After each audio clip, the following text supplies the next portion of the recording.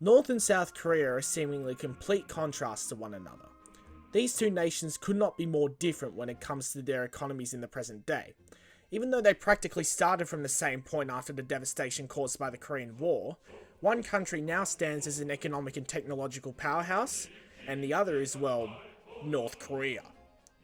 However, this wasn't always the case. Just because South Korea wasn't communist didn't mean that they were always ahead of the North.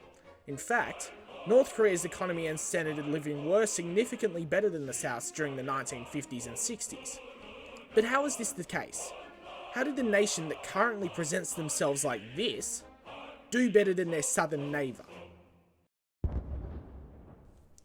There seems to be two main reasons for the North's prosperity during this period: investment in industry and the South's political instability. After the Korean War, the Kim regime received significant support from the Soviet Union to help rebuild the country. North Korea's government, with this assistance, focused on setting up a tightly controlled and planned economy, one that was strict even by communist standards.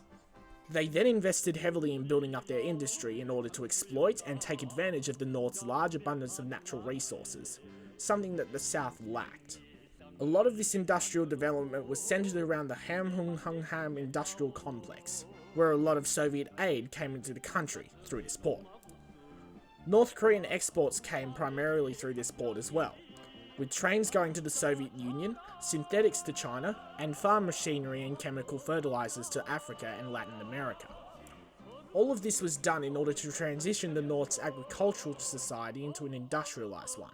Due to these reforms, North Korea's economic growth would surpass both South Korea and China during this time period.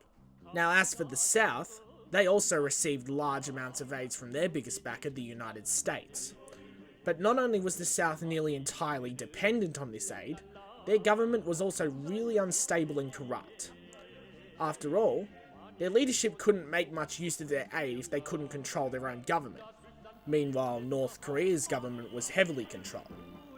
Well, I mean, if their control of the population is strong enough to make people weep dramatically for the supreme leader,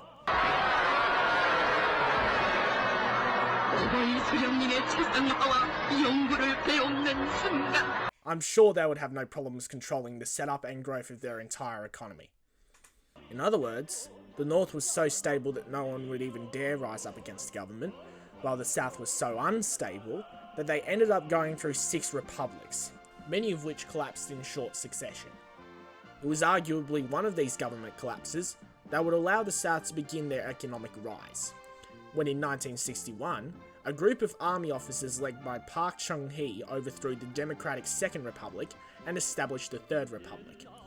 After this, the new government made economic reforms its biggest priority.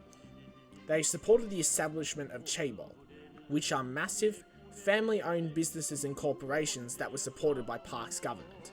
Some of these corporations you would now know as Hyundai, Samsung and LG, to name a few.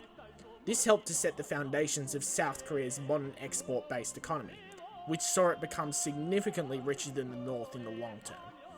These reforms helped the South catch up to the North in terms of their economy and per capita income during the 70s, while at the same time, North Korea's economy stagnated.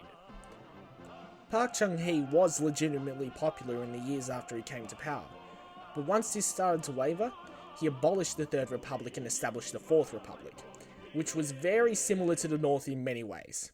I mean, just look at this. Come on. It seemed that South Koreans didn't take too lightly to being forced to live in North Korea light, because Park would eventually be assassinated in 1979. The South would then go on to surpass the North in the 1980s, and after the USSR's collapse and massive sanctions implemented in the wake of the North's nuclear tests, North Korea's economy would become what it is today, a depressingly poor and tightly controlled system that has to rely on questionable methods to get foreign currency due to the worthlessness of their own money.